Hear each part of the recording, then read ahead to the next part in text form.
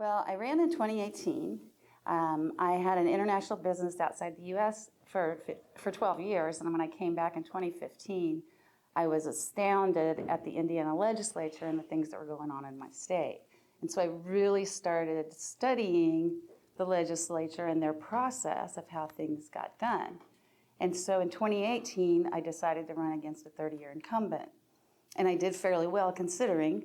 And so once he retired, well, actually I decided to run before he retired, but I decided to run again. I think that we can do a lot better for Indiana. We can be better. We can do better for Hoosiers. We can have better education. We can have better health care. We can have all kinds of things in this state that we don't have because our legislature is in tune with big business and not with the people of the state. Well, I was a lawyer for several years. I did family law. I did landlord-tenant law. I also I had a contract with JAG, so if there are any military cases in my area, I would represent the service member. And so I learned a lot about politics in general and the way the system works from the court side. I also had a business overseas, and I met tens of thousands of people from all over the world. And so that experience for me of being able to start a business and finish a business and sell a business, for me has been a very good experience for me when looking at ways that laws are passed and legislation is done. Because it takes a village to do things. One person can't be in charge of everything. And so I think that those collaborative experiences that I have are what makes me a qualified candidate. Education is probably number one, public education in particular.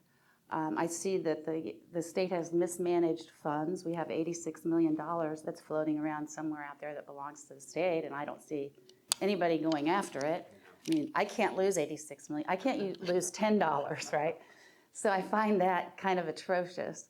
The public school teachers are hurting, and I've talked to every teacher in my district on the phone, and they are doing everything they can to keep up.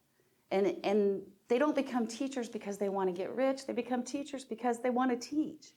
And when you hinder them by not giving enough funds to them as far as income, not giving enough funds to the schools, not giving them enough funds to do other things in the community with the kids, then you hinder their ability to do what they went to school for.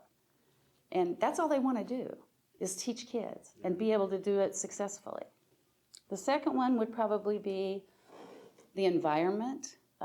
There are, as far as I know, 34 kids in this district, 58, that have been exposed to the amphenol side and who now have pediatric cancer. That's out of 58. So there are actually more kids in District 58 than there are in Franklin proper, but it's because it's a more suburban area, rural, so they're kind of spread out. In Franklin, they're in a little cluster, but in District 58, they're spread out. That's uncalled for. IDEM and EPA have been useless. I've been to the meetings down there. It's just, again, something that Hoosiers are stuck with because no one is enforcing IDEM. And that's part of the legislature's duties. The next one I would have to say is equality.